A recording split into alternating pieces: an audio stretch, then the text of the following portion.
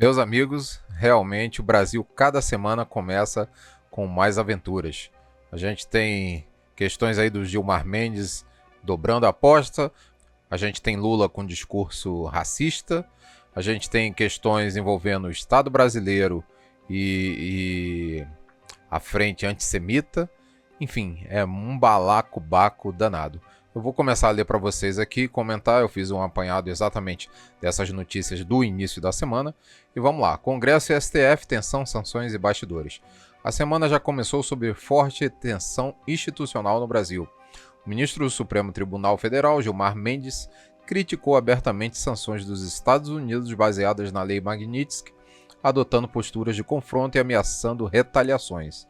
Os gestos de Gilmar Mendes ocorrem na esteira de tentativas do governo brasileiro, por meio da Advocacia Geral da União, liderada por Jorge Messias, lembram do Messias lá da Dilma? Messias, de contratar escritórios de lobby sem licitação nos Estados Unidos, numa estratégia de última hora para proteger ministros da Suprema Corte diante das crescentes ameaças de sanções internacionais.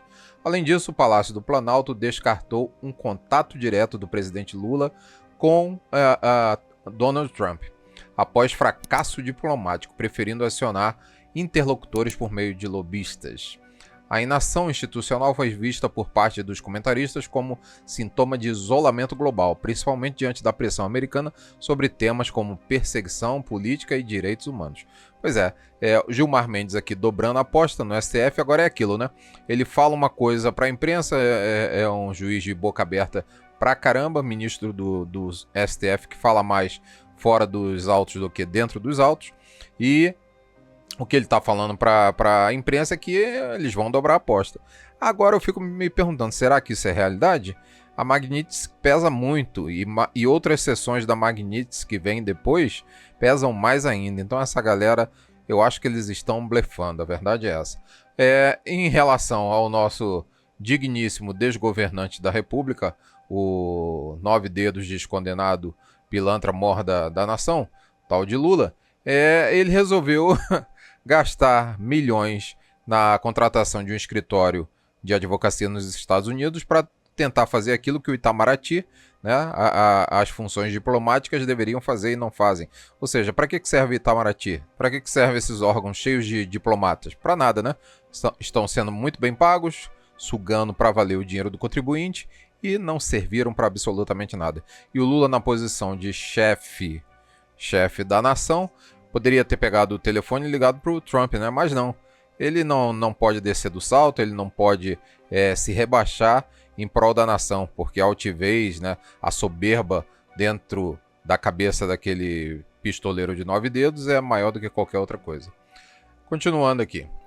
Conselho de Ética e Eduardo Bolsonaro. Na Câmara dos Deputados, outra polêmica. O Conselho de Ética, presidido por Fábio Chiocheta, decidiu que o deputado federal Eduardo Bolsonaro não cometeu quebra de decoro por suas declarações e críticas ao Supremo Tribunal Federal em viagem aos Estados Unidos. Então isso aqui é uma notícia boa, né? Diante de tudo isso, chega dessa palhaçada, dessa banalização de toda hora acionar o Conselho de Ética. PT e pessoal adoram fazer isso, né? Toda hora. Então olha aqui, ó, não cometeu quebra de decoro por suas declarações e críticas ao STF. Cadê? O Supremo Tribunal Federal em viagem aos Estados Unidos, rejeitando quatro representações de partidos como PT e PSOL. É o que eu acabei de falar, né? PT e PSOL não tem o que fazer a não ser ficar perseguindo os colegas da Câmara dos Deputados, né? Perseguindo a oposição. É para isso que eles existem, né? Só para tumultuar e para perseguir. Para lutar em prol das pautas que realmente o brasileiro precisa, nada. Isso nem pensar. Pois bem, então 4 representações que foram negadas lá pelo Conselho de Ética. O episódio acirrou a análise sobre a suposta banalização das ações do Conselho, cada vez mais usado como instrumento de enfrentamento político. Pois é, não é para isso. O Conselho de Ética da Câmara dos Deputados não é para isso, né?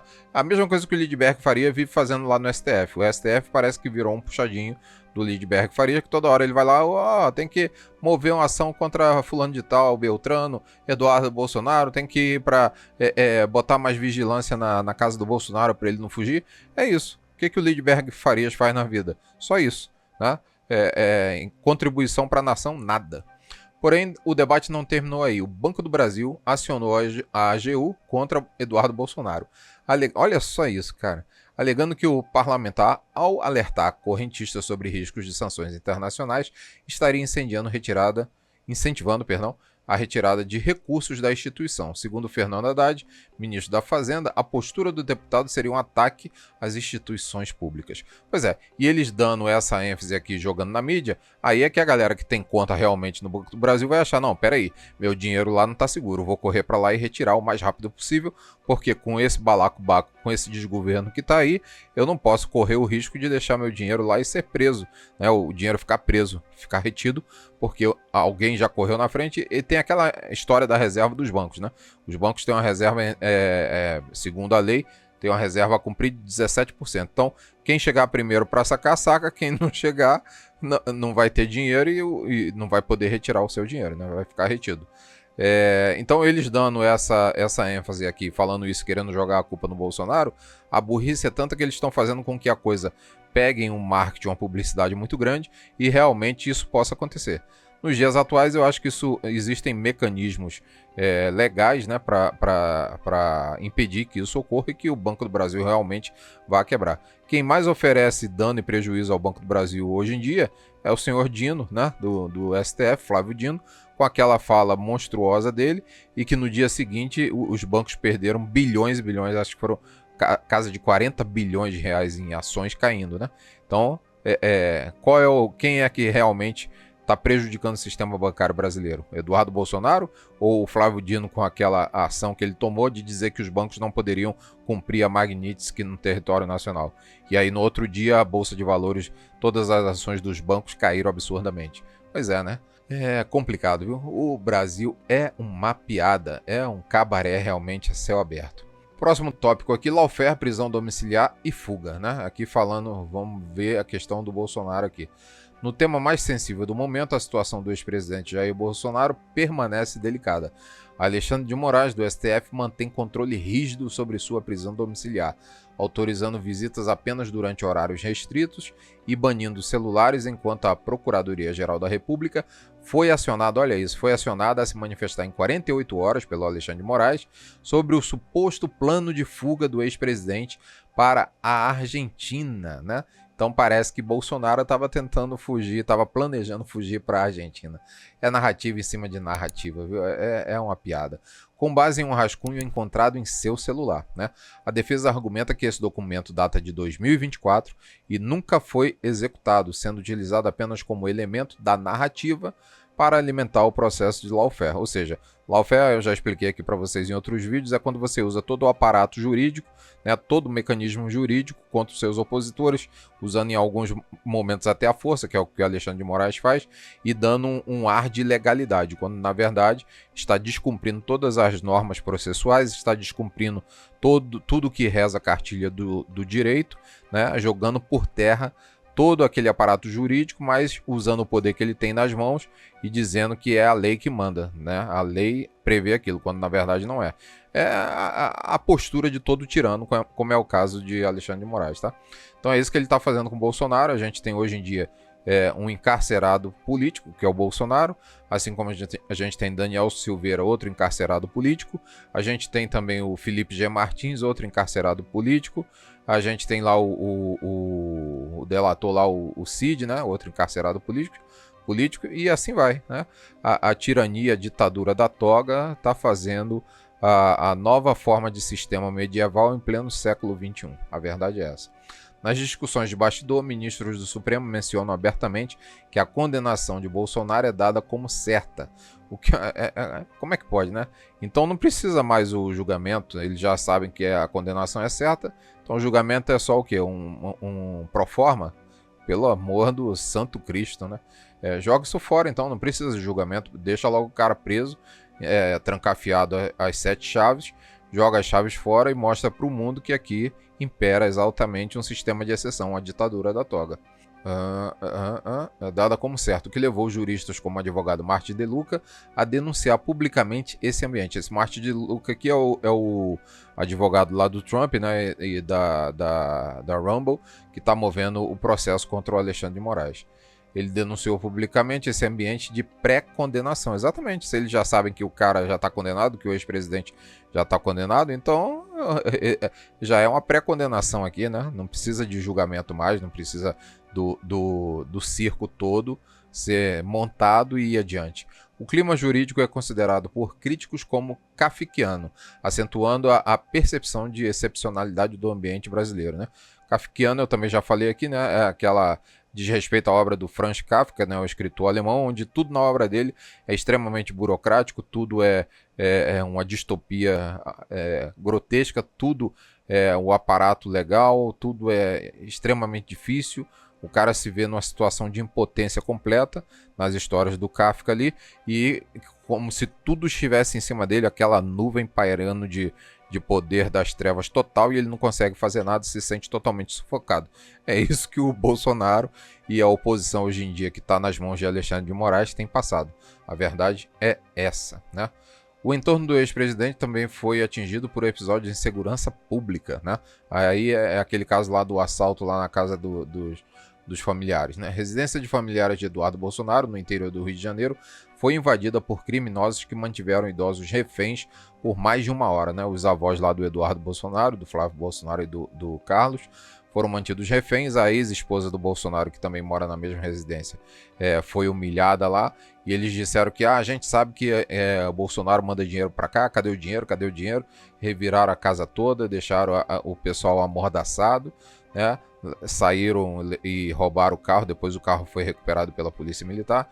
Enfim, o que é muito sério aqui, cara, é que fica notório que a gente tá lidando com a quadrilha, né? E esses caras, isso aqui foi nitidamente uma ameaça, né? Como quem diz, ó, o Eduardo tá lá nos Estados Unidos, mas tem familiares aqui, ele não levou todo mundo não, e a gente sabe onde mora, a gente pode fazer o que quiser, a hora que quiser. Isso pra mim tá muito claro. Não, a guerra aqui, a briga aqui não é contra gente comum, não é só no âmbito político. Esses caras são criminosos, são marginais, a verdade é essa.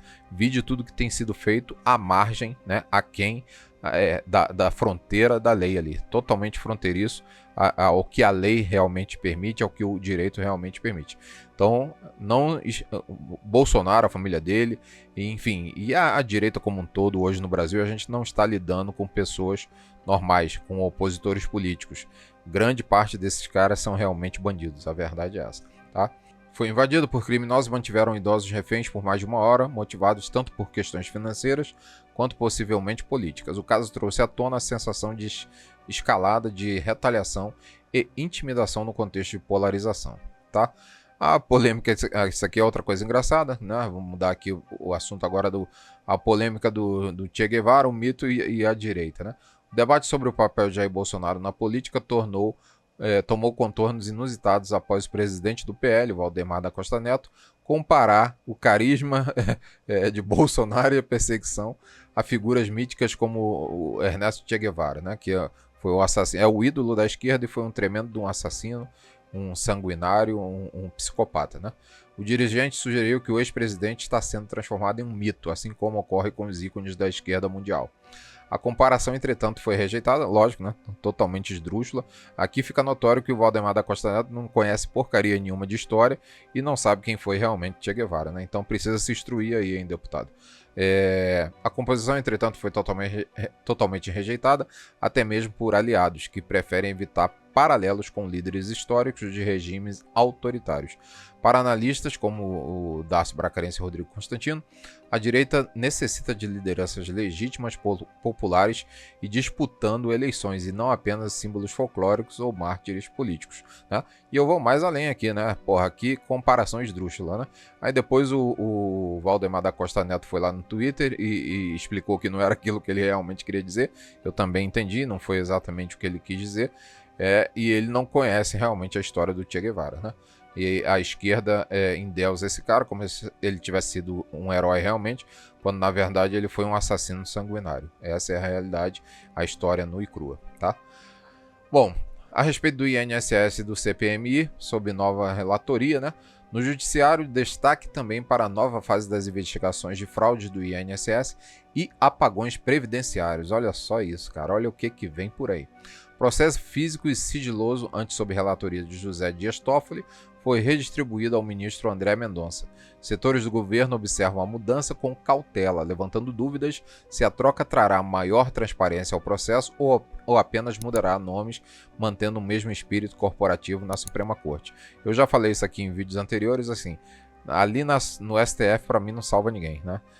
Então tem gente que ainda tem esperança no André Mendonça, no Cássio Nunes. Eu não tenho esperança em ninguém, até porque desde 2019 para cá, eles veem toda essa escalada ditatorial e tirânica do Alexandre de Moraes sendo feita. Eles concordaram em tudo, na verdade todos os 11 ali, todos os outros 10 no caso, concordaram sempre com tudo que o Alexandre de Moraes fez e não deram sequer um pio para ir contra, né, no embate ali no pleno, né, contra as ações do Alexandre de Moraes. Então, isso aqui para mim não diz nada, eu não deposito votos de fé no André Mendonça de forma alguma.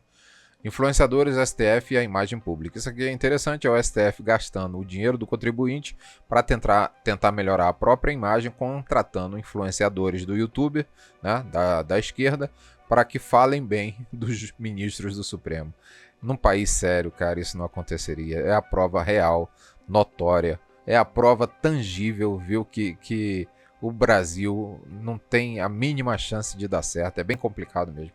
O Supremo Tribunal Federal promoveu o evento reunindo 26 influenciadores digitais para tentar recuperar a imagem perante o grande público.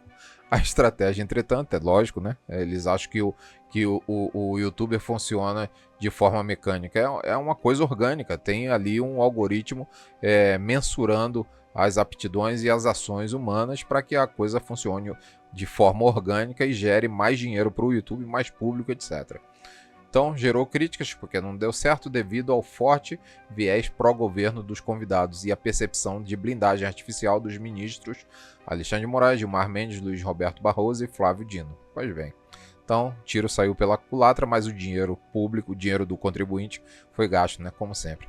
Declarações feitas por influenciadores nos bastidores e nas redes sociais repercutiram mal, inclusive entre seguidores dos próprios convidados. É isso aí. A própria galera que seguiu os influencers meteu o malho nos comentários nos vídeos, né? Big Tech, censuras e embate econômicos. O Brasil tornou-se alvo de carta aberta dos principais gigantes tecnológicos. Então as Big Techs aí, ó, já estão mandando uma carta aberta para o Trump e para o próprio governo brasileiro, expondo, né, as ilegalidades e atuações que vão contra os interesses das empresas, né? As Big Techs, elas não é porque elas são americanas que elas deixam de ser empresas. Elas são empresas atuando em todo o território nacional também, no mundo inteiro. E como qualquer empresa, o objetivo dela é fazer lucro, né? Então a ideia do STF aí é que eles deem o troco nas sanções da lei Magnitsky, imputando sanções contra as Big Techs. O Brasil tornou-se alvo de carta aberta das principais gigantes tecnológicas, Amazon, Google, Apple, Microsoft e tantas outras, né? Acho que são mais de 80 empresas cartas enviadas ao Donald Trump, na qual denunciam o cenário de censura judicial e a eliminação do Porto Seguro Digital do país. Ou seja, eles estão mexendo cada vez mais com a onça, catucando ali, ó, a onça com vara curta. Vai vir mais retaliação de Trump para cá e as Big Techs estão fazendo com que o Trump se mexa mais ainda. Olha só no que isso vai dar. Esses caras vão atolar o país cada vez mais na lama, né? De forma absurda. As empresas criticam ainda projetos como a responsabilização das plataformas por conteúdo de terceiros, medidas da Anatel para coibir a venda de itens dos marketplaces e iniciativas legislativas para a instituição de novas taxas e contribuições digitais, capitaneadas principalmente por quem? Por ele, né? O Guilherme Boulos, que é outro vagabundão que nunca trabalhou na vida, né? A situação brasileira, que é um dos maiores mercados da América Latina para as Big Techs, agora é vista como uma ameaça jurídica e econômica. Olha só isso, né? Tema que ecoa em debate sobre liberdade de expressão, inovação e competitividade internacional. Então parece que tudo no Brasil, cara, converge para o lamaçal, converge para que o país cada vez mais se mergulhe, né, na lama. É um absurdo isso. A gente está num poço de areia movediça E esse desgoverno maldito faz questão de saculejar, o STF também, saculejar cada vez mais para que a gente afunde cada vez mais. É absurdo isso. Bom, China, níquel e soberania. No campo da soberania nacional, a notícia é de que a Anglo American vendeu minas de níquel em Goiás, Pará e Mato Grosso para uma estatal chinesa. Olha só isso, né? As riquezas do país sendo entregues à China. A China está comendo pelas beiradas e dominando o Brasil, né? A gente está virando uma colônia chinesa. A verdade é essa, né? Por 500 milhões de dólares, conferindo à China controle de 60% da produção nacional do minério estratégico, né? Então olha aí, ó, minas de níquel, né? Levantou novos alertas quanto à desnacionalização e à entrega de ativos críticos brasileiros ao regime chinês. A Corex contesta a operação, enquanto o INCRA e órgãos ligados à indústria nacional defendem a necessidade de proteger os recursos diante do avanço asiático. Proteger depois que está vendido, né? E aqui, ó, todos os órgãos que a grande maioria é de esquerdistas lá dentro e não estão dando conta de conter o avanço chinês e nem de frear o desgoverno maldito do cachaceiro de 9 dedos, né? Pois é, vocês botaram ele lá, vocês votaram nele, vocês apoiam ele e agora o país está afundando, só que está afundando com vocês dentro também, porque vocês estão aqui dentro do mesmo barco, né? O debate se amplia diante de aparente contradição do ministro Fernando Haddad, que acusa os Estados Unidos de entreguismo, enquanto o próprio governo Lula efetiva a entrega do controle do níquel à China, tema fortemente atacado por setores nacionalistas e conservadores, né? Então, enquanto eles falam de um lado contra os Estados Unidos, eles estão fazendo a mesma coisa e até pior aqui, vendendo tudo para a China, né? MST, pressão externa e crise venezuelana. No espectro da política internacional, João Pedro Stedley, né, que é lá o chefe lá do MST, cobrou do presidente Lula um apoio mais firme e explícito à Venezuela e Cuba, em oposição ao que chama de guerra híbrida dos Estados Unidos. Stedley critica ainda o atraso das reformas agrárias e já pediu que o Brasil faça parte da ALBA-TCP, Aliança Bolivariana das Ditaduras Latino-Americanas. É uma piada, precisa de comentário, eu deixo com vocês sobre esse parágrafo aqui. A crise venezuelana também ganhou contornos dramáticos com a presença de navios norte-americanos na costa. Pois é, chegaram mais navios aqui na costa do Caribe, né, alegando combate ao narcotráfico. Fontes militares chegaram a relatar que o governo brasileiro cogitou montar uma operação especial para retirar Nicolás Maduro diante de um eventual colapso do regime. Isso aqui é muito sério, cara, né? Parece que os militares vazaram informação para a mídia. Com certeza não é a galera o generalato, né? Com certeza não são os generais, porque os generais são todos melancias mesmo, estão todos comprados, né? Mas a galera de baixo vazou essa operação dizendo que o Lula estava planejando aí, ó, pegar o Maduro e escapar com o Maduro de lá, tá? Então isso é muito sério, isso foi vazado também no site defesanet.com.br, né? Operação militar chamada Imeri, né? Vazada para a mídia por parte direta dos militares. Essa matéria foi divulgada nesse site defesanet.com.br e depois divulgada em outros sites da mídia convencional também. Então olha que absurdo isso. Se esse cara traz o Nicolás Maduro para cá, imagina como ia acontecer um embate direto com o Donald Trump, né? Então, eu não sei se ele vai desistir desse plano, se esse pinguço cachaceiro de 9 dedos vai desistir disso. O fato é que, se isso vier a acontecer realmente, é praticamente uma declaração de guerra contra os Estados Unidos, né? É como se o Brasil tivesse rasgado toda e qualquer potencialidade de diálogo e falasse: Estados Unidos, vamos cair no braço aqui, né? E aí, quem é que ganha essa história, né? Quem é que ganha nessa, né?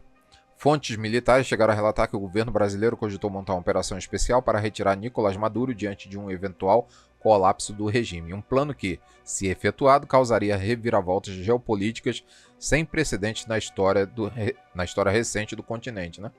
Maduro, por sua vez, teria solicitado ao MST, olha só isso, o envio de uma brigada de 1.000 pessoas, entre homens e mulheres, para assistir na guerra iminente, né? Ou seja, para ajudar os venezuelanos na guerra contra os Estados Unidos. Ou seja, mandar o MST para lá, realmente eu acho uma boa. Manda o MST para lá para invadir as terras da Venezuela, né? E bater de frente com os americanos. Só o que eles fazem aqui é invadir terra de inocente, invadir terra de produtores rurais, invadir terra de gente que realmente produz riqueza nesse país, e eles não fazem nada, né? A verdade é essa. Fica ali na invasão uma cambada de escorados, de vagabundos. A verdade é essa. Gerando ironia sobre o papel dos movimentos sociais. Ou seja, esses movimentos sociais brasileiros são em prol de angariar a terra e produzir, ou são uma milícia realmente disfarçada? Pode ser usada até na guerra de outros países, principalmente os países amigos aqui do Nove Dedos, né? Principalmente as ditaduras lá de fora que ele adora chamar de amigos, né? China e Estados Unidos, disputa estratégica na América Latina. Autoridades dos Estados Unidos, como o almirante Alvin Halsey, intensificaram críticas à influência chinesa na América Latina, alegando que a China exporta modelo autoritário, adquire terras, controla infraestrutura e avança sobre ativos estratégicos em todo o continente. O discurso foi rebatido pelo porta-voz chinês e classificaram as advertências como mentalidade de Guerra Fria e reforçaram o desejo de criar parcerias regionais. Parcerias regionais, né? Do mesmo jeito que a China criou parcerias na Austrália, comprando a Austrália toda, vem criando parcerias na Europa, comprando a Europa inteira, e aqui no Brasil, né, na América Latina, América do Sul, comprando o Brasil também, né? Isso é que eles chamam de parcerias estratégicas. Pois é, Trump está de olho nisso, tomara que ele fique de olho mesmo e possa agir, porque senão o Brasil vai virar uma outra Venezuela ou uma Cuba, né, de proporções continentais.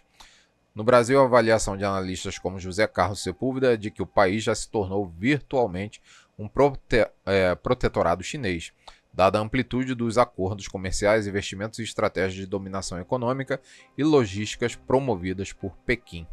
Realmente, né, a gente está virando uma colônia chinesa e vamos herdar de lá todo o autoritarismo. Já temos aqui imputado pela pessoa do senhor Alexandre de Moraes e o desgoverno do Nove Dedos, né, mas vamos herdar mais ainda o autoritarismo, a tirania, a ditadura do Partido Comunista Chinês, porque estamos virando realmente uma colônia chinesa.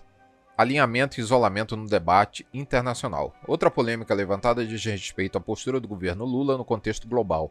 O Brasil retirou-se da Aliança Internacional de Combate ao Antissemitismo, ou seja, a gente agora é pró-nazismo, né? Ou seja, é como se dissesse que judeu tem mais que, né, ir para a terra do pé junto mesmo. Já pensou? É um absurdo, cara.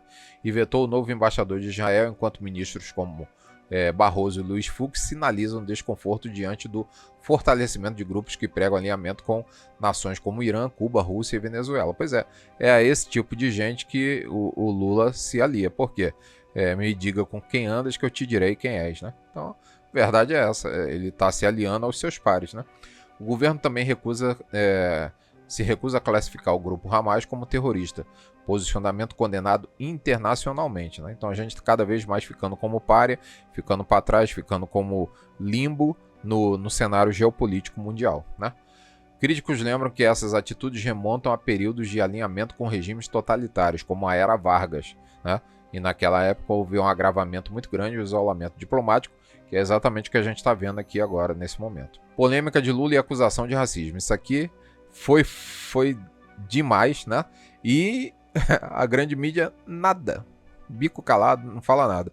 Se fosse Bolsonaro falando uma coisa dessa, a gente ouviria essa reclamação por pelo menos mais uns 20 anos aí, 2 décadas, né?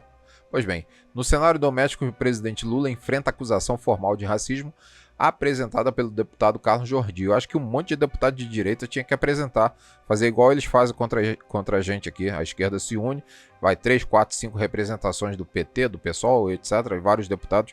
Então a galera da direita tinha que fazer o mesmo. Mete representação, mete processo nesse sacana, né? Por racismo, né? Vamos lá. Não é só o Carlos Jordi, não, tem que ser vários. Após as declarações do presidente em evento em Sorocaba, onde Lula criticou uma peça publicitária do governo que trazia a imagem de um homem negro sem dentes. Ai, Cabaré, pega fogo, Cabaré. Esse bordel. Olha, a gente tem que rir, tem que parar pra rir um pouco aqui, porque realmente, se não parar pra rir, é demais. Esse país não é sério, né? Vocês podem ficar tranquilos que a chance desse país dar certo é quase nula, ou praticamente negativa, né? Eu diria nem nula. É uma chance totalmente negativa. Então, o Brasil não tem a mínima chance de dar certo, realmente. Lula determinou a substituição imediata da foto, relacionando o episódio ao programa Brasil Sorridente. Mas a fala foi amplamente criticada em redes sociais e por setores da sociedade civil como menosprezo à população negra e pobre. Pois é, ele não é o pai dos pobres, ele não defende tantos pobres. É isso, né? A política deles é da boca para fora uma coisa e as atitudes demonstram totalmente outra, né? É o pai dos pobres, o pai dos miseráveis, ou seja, manter a população sempre pobre, os miseráveis cada vez mais na miséria, para que ele possa reinar sobre todos, né? O episódio reabre debate quanto ao discurso público, responsabilidade institucional e tratamento desigual dado pela imprensa e formadores de opinião de acordo com quem emite as declarações. Pois bem, meus amigos, esse é o apanhado desse início de semana aí, e eu volto daqui a pouco ou amanhã com mais novidades, um resumaço completo para que você fique antenado e fique por dentro daquilo que, infelizmente, né, a mídia comprada, essa mídia aí vendida, totalmente vendida para o sistema, não vai passar para você, não vai te formar. Isso você vê aqui no canal do professor Júnior Marinho. Curta, comente, compartilhe, mande adiante essas informações. Eu volto daqui a pouco. Um abraço, tchau.